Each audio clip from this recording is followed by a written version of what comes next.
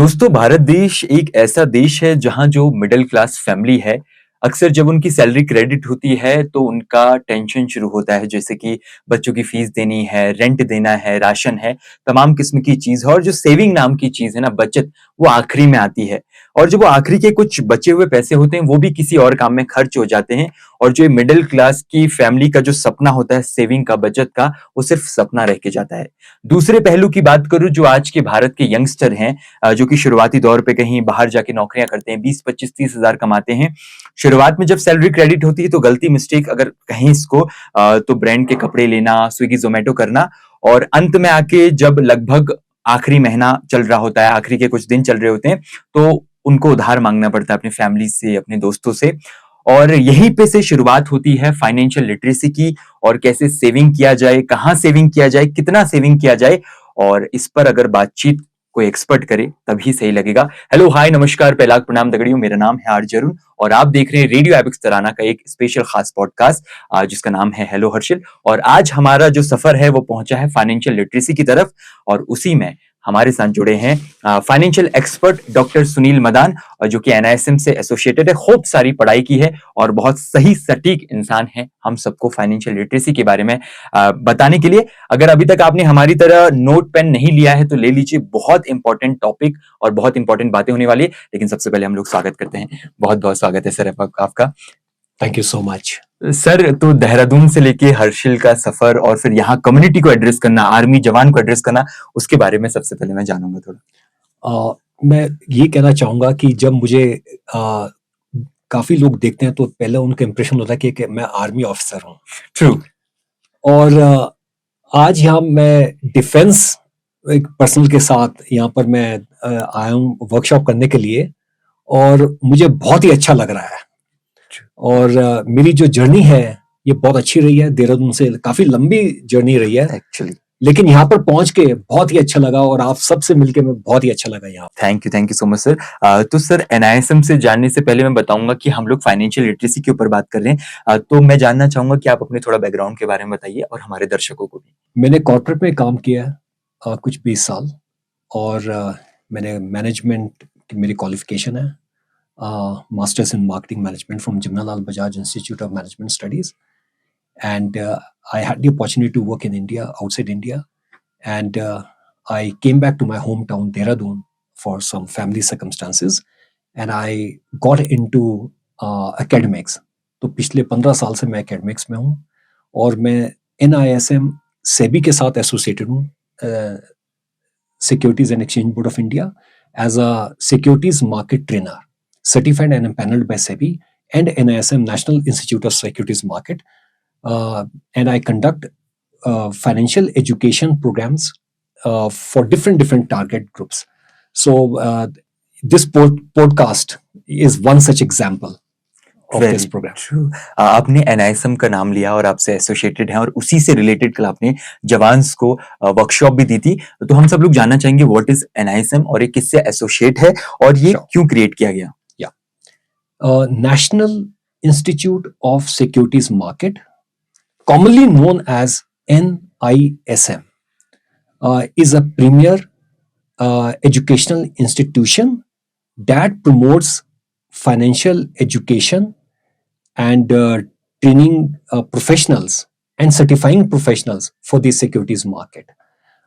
ये जो है किसने एस्टैब्लिश किया? इसको एस्टैब्लिश किया सेबी ने, securities and exchange board of India, which is the regulatory body for the securities market. तो NISM के इंपॉर्टेंट फंक्शंस हैं, educate investors, alright, like this podcast, and train and certify professionals working in the capital market and promote responsible investing. Okay, तो sir पहला जहन में सवाल यही आया था जब हम एनआईएसएम के बारे में देख रहे थे, क्या ये गवर्नमेंट रेगुलेटरी बॉडी है और क्यों इसकी नीड हुई कि इसको क्रिएट करने की, या कि सिर्फ इन्वेस्टर्स के लिए या नॉर्मली फाइनेंशियल लिटरेसी के लिए भी? ये एक्चुअली जो NISM है बेसिकली इनका जो मेन रोल है वो फाइनेंशियल लिटरेसी भी है, मार्केट इन्वेस्टर अवेयरनेस भी है और साथ में स्किल डेवलपमेंट भी है, ऑलराइट, ट्रेनिंग एंड सर्टिफिकेशन। सो ये सारा एक्चुअली जो डोमेन है ये NISM का है. NISM एक सेबी की आर्म है, ट्रेनिंग एंड डेवलपमेंट आर्म है. ओके, तो अब नॉर्मल क्वेश्चन पे आते हैं जिसपे आप लोग इंतजार कर रहे होंगे. अब हम सर एक एग्जांपल मैं आपसे पूछना चाहूंगा और उसी के जरिए आप समझाइए कि मान लीजिए अभी कोई यंगस्टर है, 20 से 30 साल का है और उसको फाइनेंशियल लिटरेसी के बारे में जानना है, सेविंग इन्वेस्टमेंट के बारे में जानना है, और फॉर सपोज हम एक डोमेन रखते हैं कि 25 से 30 हजारों कमा रहा है, तो वो कहाँ से इन्वेस्टमेंट शुरू करे, किसमें करे और कितना करे? श्योर, बहुत अच्छा क्वेश्चन आपने पूछा और बड़ा कॉमन क्वेश्चन है ये. और मैं ये कहना चाहूँगा सबसे पहले कि फाइनेंशियल लिटरेसी की जब हम बात करते हैं तो financial literacy is what? Financial literacy is understanding how many works. Alright, income, saving, budgeting, investing and protecting your money. Alright. अब हम नौजवान की बात करते हैं. अब स्टार्टिंग क्या हो सकता है? Alright. So let me highlight couple of steps. Sure. Alright. Right. So step 1, cultivate habit of saving first. सबसे पहले क्या होना चाहिए? सेविंग करनी चाहिए, रेगुलर सेविंग करनी चाहिए. कितनी सेविंग करनी चाहिए? 20 से 30 हजार. 20 से 30 हजार. ओके, मान लो 30 हजार रुपए, तो 10 से 20% मतलब 3 से 6 हजार रुपए कम से कम सेव करने चाहिए. तो सबसे पहला स्टेप है सेविंग. ऑलराइट. दूसरा स्टेप है गोल्स. लोग अपने गोल बनाएं. अगर आप सेव करके इन्वेस्ट करते हो तो किसके लिए कर रहे हो? कुछ आप हासिल करना चाहते हो, तो वो गोल्स बड़े क्लियर होना चाहिए. स्मार्ट गोल जिसे हम कहते हैं, maybe will talk about it later about what this smart goals are. So goals होने चाहिए. तीसरा, हमें इंडिविजुअली अपनी रिस्क एपिटाइट देखनी है, हम कितना रिस्क ले सकते हैं, तो एक वो असेस करना है. उसके बाद लेट्स स्टार्ट इन्वेस्टिंग. और हम कहाँ इन्वेस्ट कर सकते हैं? To start with this, let's start in some safer products. All right, वो क्या हो सकते हैं? Bank fixed deposits, government backed scheme like PPF, and one can also possibly think of mutual funds through SIP.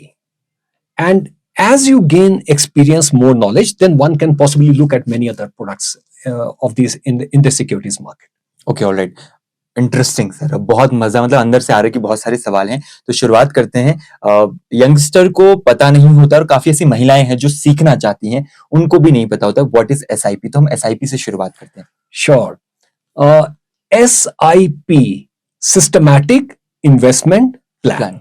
Alright. अब ये SIP होता क्या है, हम आज उसको अच्छी तरह समझते हैं. ट्रू. ऑलराइट. SIP एक तरीका है जिसके थ्रू हम एक फिक्स्ड अमाउंट हर महीने इन्वेस्ट करते हैं इन mutual fund for a longer period of time. Alright. मान लो 2000 रुपए. Alright. Investing in mutual fund, let's say for 10, 20, 30 years. Alright. And expecting a return of being conservative, say 12%. अब question ये उठता है कि 10 साल में कितने पैसे हमारे इकट्ठे होंगे, कितना कैपिटल बढ़ेगा, 20 साल में कितना बढ़ेगा और 30 साल में कितना बढ़ेगा. तो मैं कुछ आपसे कुछ ये फिगर्स मैं शेयर करता हूं कि अगर कोई 2000 रुपये महीना के हिसाब से 10 साल में 2,40,000 रुपये इन्वेस्ट होंगे और वो 2,40,000 कितने ग्रो करेंगे? 4,60,000. ऑलराइट. मान लो आपने पेशेंस रखी, उस 10 साल को आपने 20 साल बढ़ा दिए. अब 20 साल में आपकी कितने इन्वेस्टमेंट की? 4,80,000. और 4,80,000 ग्रो करके कितने हुए? 19,78,000, almost close to 20 lakhs. Now you see the difference between first 10 years and the second 10 years. All right. और आपने और पेशेंस रखी for the next 10 years. All right. So that means now you have invested 2,000 रुपए हर महीने for 30 years. All right. अब आपने total investment कितनी की? 7,20,000 सेव करके इन्वेस्ट किया आपने. और वो कितने बन गए? Almost close to 70 lakhs.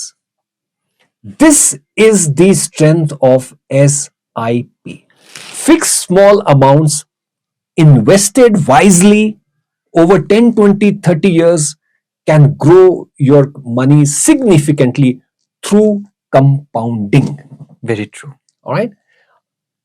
तो आज के इस प्रोग्राम से हम चाहेंगे कि कुछ मैसेजेस लोगों के दिमाग में चले जाएं, जिनसे आप अच्छी प्लानिंग करें और कल के लिए वेट मत करें. वो they should start today. And और एसआईपी के बहुत सारी एडवांटेजेस भी हैं. वो क्या एडवांटेजेस हैं? हम कह रहे हैं कि 2000 रुपए हर महीना और what ever the fix amount every month. what this helps, it brings discipline in saving and investment. All right. उसके बाद it allows small regular investments. You know, it's like 2000 rupees or whatever, 1000 rupees, 2000, 5000 rupees, small amount, like every month. Then it reduces the risk of investing at the wrong time, because here you got the SIP. All right. It helps achieve long-term goals like children's education, retirement. All right.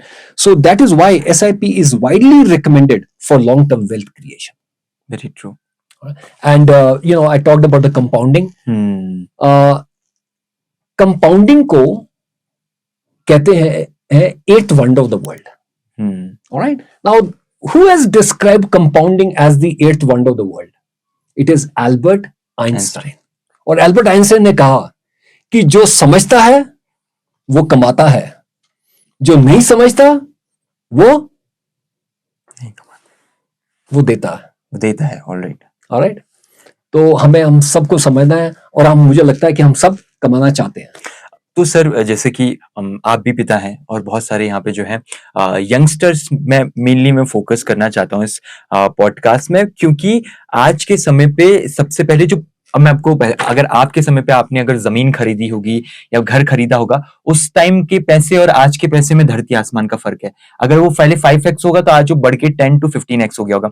ऐसे में youngster सोचते हैं कि 25-30 हजार में हम कितना ही save कर लेंगे, और उसके बाद वो उनके कुछ ख्वाब होते हैं, आईफोन भी लेना है, गाड़ी भी लेनी, देन स्टार्ट वो EMI शुरू कर देते हैं. तो मैं आपसे जानना चाहूंगा कि ये जो EMI हम करते हैं यंगस्टर, वो क्या जरूरी है? इंस्टेड ऑफ डूइंग EMI क्या हम SIP स्टार्ट कर सकते हैं? तो इसको आप थोड़ा सिंप्लीफाई करेंगे.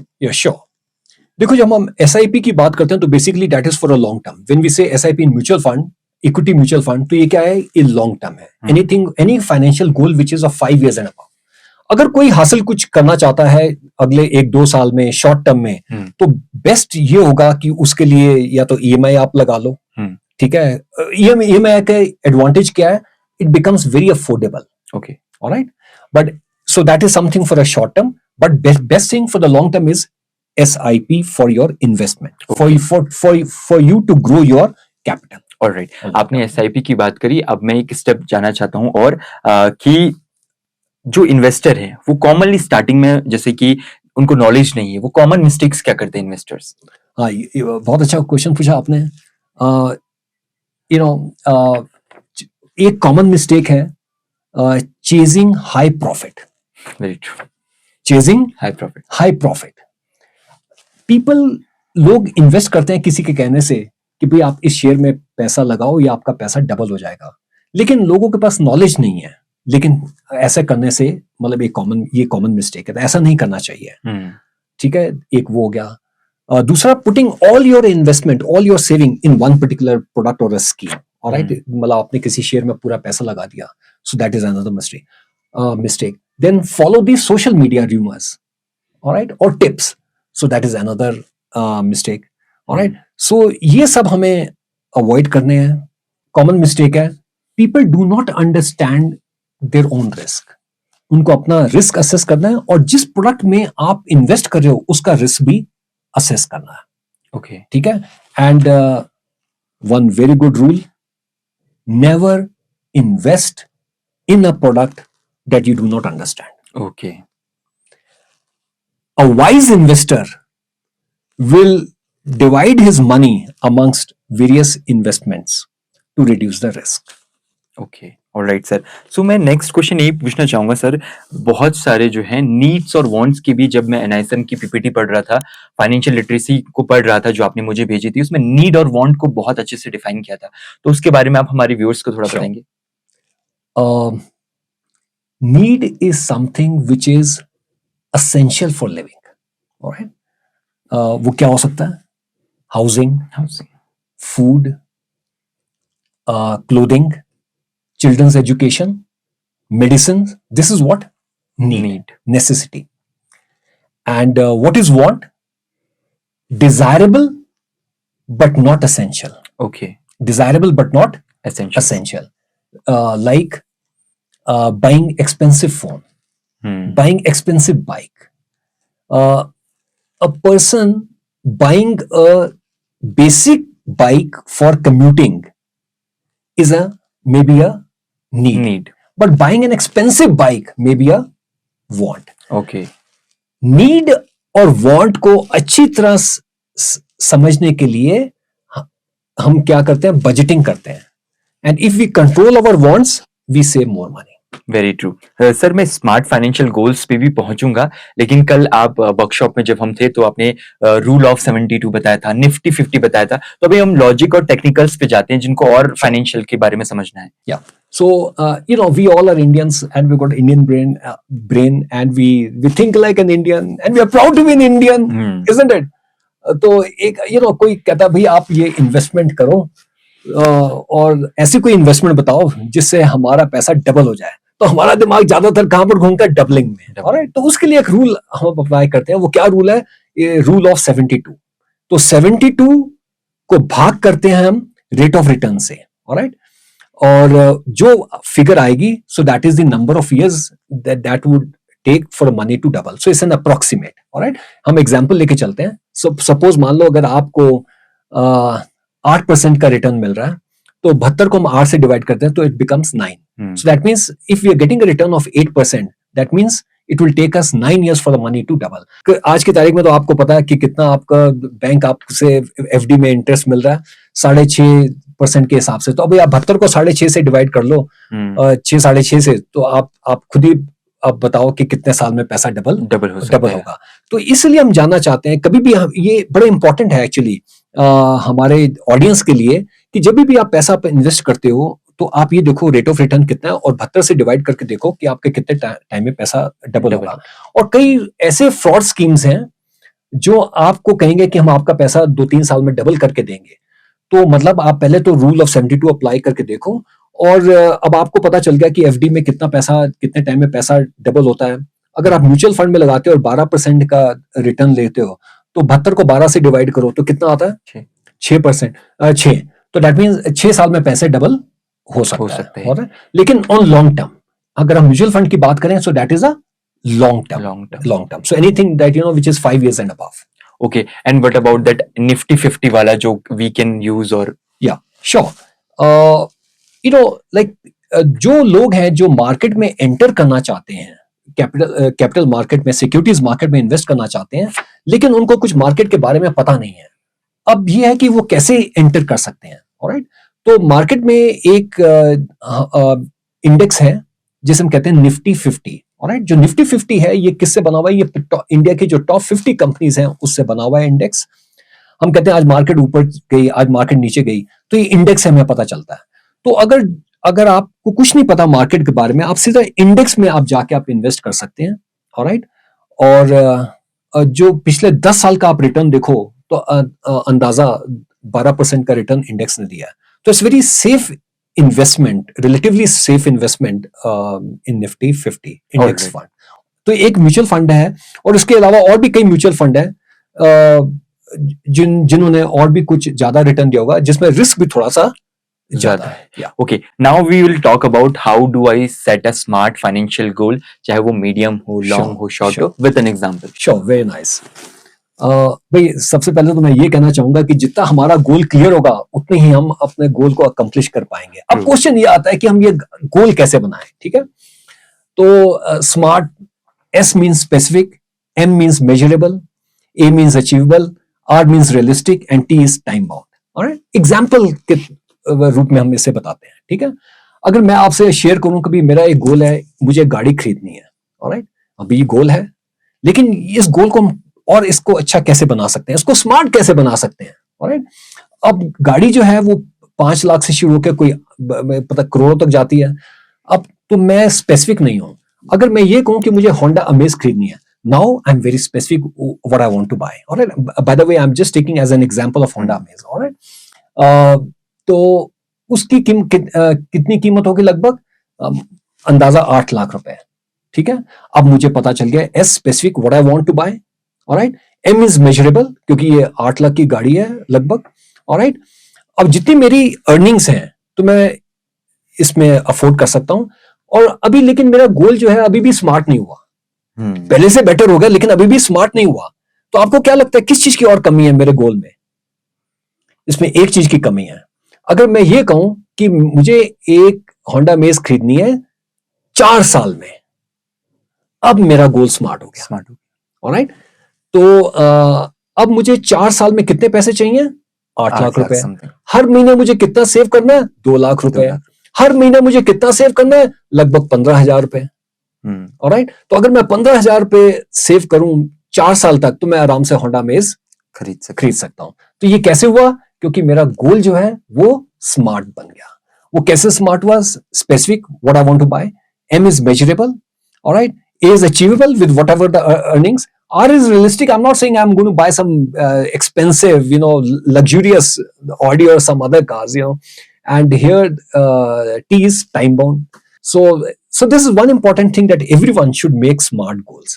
And the goals can be short-term goals, medium-term, and long-term. So anything that we want to buy is something, in the next 1 to 3 years, that is a short-term. 3 to 5 years is medium-term, and anything which is more than 5 years is long term. Sir अब बात कर लेते हैं थोड़ा सा, आजकल जो digital हो चुका है चीजें, वो लोगों को बहुत ज्यादा थ्रेट कर रहा है और कई सारे फ्रॉड हो गए। तो मैं चाहता हूं कि इसके साथ साथ उसको भी आप थोड़ा सा जैसे कि मोबाइल एंड इंटरनेट बैंकिंग से।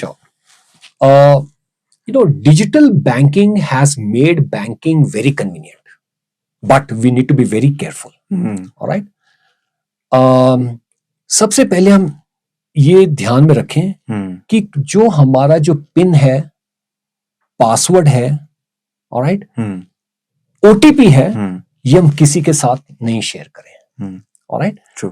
आजकल बहुत सारे फ्रॉड्स हो रहे हैं। कोई आपको फोन कॉल आता है कि आप किसी बहाने से कहेंगे आपका केवाईसी ड्यू है, आपका अकाउंट फ्रीज हो जाएगा, आप ट्रांजैक्शन नहीं कर पाएंगे। वो एक्चुअली आपको साइकोलॉजिकली आपको अफेक्ट करेंगे, ठीक है, और साइकोलॉजिकली प्रेशर में ले आएंगे, ऑलराइट, और कहेंगे आपको बैंक में आने की जरूरत नहीं है, हम आपका रेगुलराइज करा देते हैं, और आपके पास ओटीपी आया होगा, हमें आप दे दीजिएगा। तो वो अगर जो ऐसी गलती कर देते हैं तो मतलब फिर वो शिकार बन जाते हैं। ट्रू, ठीक है। तो सबसे पहले इंपॉर्टेंट चीज है कि ये हम कभी शेयर नहीं करें। दूसरा, जो हम एप्स डाउनलोड करते हैं, ऑलराइट, और वो हम रिलायबल सोर्सेज से ही हम डाउनलोड करें। कभी हमारे पास लिंक आता है कि भाई इसमें डाउनलोड करो या कुछ, ऐसे हमें अवॉइड करना चाहिए। ट्रू। तो इसका हमें ध्यान में रखना चाहिए। और दैट डिजिटल अरेस्ट बहुत कॉमन हो गया आजकल, ऑलराइट। आपने देखा होगा, पढ़ा होगा, सुना होगा कि फोन व्हाट्सएप के थ्रू फोन कॉल आता है, कोई वर्दी पहने हुए होता है पुलिस की, और आपको कहते हैं कि आपका कुछ इंपोर्ट कुछ कंसाइनमेंट है, उसमें कुछ ड्रग्स मिली हैं, आपका उनके पास आधार नंबर भी है, और आप लगते बिल्कुल जेन्युइन है, ऑलराइट। तो वो फिर आपको और प्रेशर में ले आते हैं, आपको कहेंगे आपके नाम का वारंट निकला हुआ है, आपको वारंट भी दिखा देंगे। उसके बाद फिर आपसे वहीं पे आपको डिजिटल अरेस्ट कैमरे के सामने आपको बोलेंगे आप हिलो नहीं, ऑलराइट, आप बाहर नहीं जा सकते, किससे बात नहीं कर सकते, और आपकी इतनी वो पेनल्टी लगेगी, लेकिन हम आपको बचा सकते हैं, आप इतनी पहले पैसे जमा करा दो।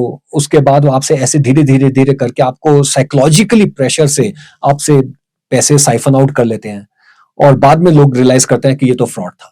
Very true. तो हमें इससे बचना है। डिजिटल फ्रॉड के नाम की कोई चीज नहीं है, और कोई बैंक जो है वो आपसे कभी ओटीपी नहीं पूछता, कभी पिन नहीं पूछता। तो ये बात हमें जो है हमें बड़े ध्यान से रखना है इन बातों को, जिससे हम आजकल के फ्रॉड से बच सकते हैं। True sir. सर मैं क्वेश्चन पूछना चाहूंगा आपसे, आपने एनआईएसएम के बारे में बात करी, और बहुत सारे यंगस्टर हो गया या महिला पुरुष कोई भी कम्युनिटी के देख रहे होंगे इसे, अगर वो एनआईएसएम के साथ जुड़ना चाहते हैं और कुछ तरीके के कोर्सेज करना चाहते हैं, तो उसके लिए क्या वे है, अगर कोई फाइनेंशियल लिटरेसी को, इन्वेस्टमेंट को सीखना चाहता है? NISM national institute of securities market के बहुत सारे सर्टिफिकेशन प्रोग्राम्स हैं. डिपेंड करता है किसका क्या इंटरेस्ट है. ऑलराइट, लेट्स से कोई दूसरों की मदद करना चाहता है investment in mutual fund. Alright, तो उसको क्या करना चाहिए? उसको NISM mutual fund distributor certification programme करना चाहिए. ऐसे कोई रिसर्च ओरिएंटेड है जो रिसर्च इक्विटी रिसर्च में जाना चाहता है, तो वो भी वैसे सर्टिफिकेशन प्रोग्राम्स हैं. तो ऐसे NISM के पास बहुत सारे प्रोग्राम्स हैं. तो मैं ये एडवाइस करूंगा कि NISM की वेबसाइट में जाके nism.ac.in पे जाके वहां पर आप देखिएगा, आपको बहुत सारे सर्टिफिकेशन प्रोग्राम्स वहां पर आपको दिखाई देंगे. तो depending upon your interest and your career aspiration, so one can look at possibly one such programme. और एक वहां पर एक और भी बहुत इंटरेस्टिंग प्रोग्राम है, SEBI investor awareness test. Okay, SEBI awareness investor test. Okay. Security Exchange Board of India, in association with National Institute of Securities Market, have come up with a program. और ये सब इन्वेस्टर्स के लिए, जनरल पब्लिक के लिए. तो ये प्रोग्राम जो है फ्री ऑफ चार्ज है. ओके, इसमें स्टडी मटेरियल भी मिलता है. तो मेरा एडवाइस ये रहेगी सब ऑडियंस से, भाई ये प्रोग्राम आप जरूर कीजिए, आपकी और नॉलेज बढ़ेगी. Very true. And sir, the other courses are, उसका कुछ पर्टिकुलर फीस है या फिर वो भी फ्री में है अगर कोई करना चाहे? श्योर. इसकी जो स्टडी मटेरियल है वो उसका कोई चार्जेस नहीं है, और वो डाउनलोड किया जा सकता है NISM की वेबसाइट से. और उसके बाद आपको जो पे करना है वो एग्जाम, बड़ी नॉमिनल एग्जामिनेशन फी है जो आपको पे करनी है. और सेंटर में जाके नॉमिनेटेड जो सेंटर्स हैं, डेजिग्नेटेड सेंटर्स हैं, वहां पर जाकर आपको इसमें एग्जाम देना है. Alright sir. तो बहुत सारी हमने SIP के ऊपर, फाइनेंशियल लिटरेसी के ऊपर बात करी. नाउ इट्स टाइम सर कि अगर आप हमारे ऑडियंस को कुछ मैसेज पहुंचाना चाहते हैं अपनी तरफ से, NISM की तरफ से. My simple message to the audience, defence personnel, veterans, members of the rural community, is very simple. Money is not only about earning. It is also about managing it wisely. Very true. 3 habits can change your financial future. 1, save regularly, invest patiently, avoid shortcuts and scams. Very true. And okay. Farmer, whether you are a soldier or a farmer working in the field, you can start small, stay disciplined, and you can actually secure your future. Very true, sir. So financial security does not come from earning a lot of money. It comes from managing money wisely. So small savings today can create a big financial security tomorrow. Thank you for joining us sir. और आपने आज बहुत अच्छी अच्छी बातें करी and hope so कि इससे बहुत सारे लोगों को हेल्प मिलेगी फाइनेंशियल लिटरेसी में. एंड जैसे कि सर ने हमें बताया कि स्मार्ट इन्वेस्टिंग करनी चाहिए, सेफफुल इन्वेस्टिंग करनी चाहिए, एंड बहुत ज्यादा खर्चने से अच्छा सेफ भी बहुत सही है, क्योंकि ऐसा ना हो कि महीने के अंत में आते आते आपका बैंक बैलेंस जीरो हो और फिर आपको उधार मांगना पड़े, लोन लेना पड़े. उससे पता चलता है कि जो फाइनेंशियल जो अंडरस्टैंडिंग है वो कम है. ये रेडियो आइबिक्स तराना की तरफ से एक बहुत खास एपिसोड था फार्मर्स के लिए, सोल्जर के लिए, वेटनर्स के लिए, और साथ में महिलाओं के लिए जो कि अर्निंग करती हैं. And this is the best way, like SIP की बात करी, फाइनेंशियल लिटरेसी की बात करी. एंड होप सो कि ये पॉडकास्ट एक्सपर्ट के साथ आपको पसंद आया होगा.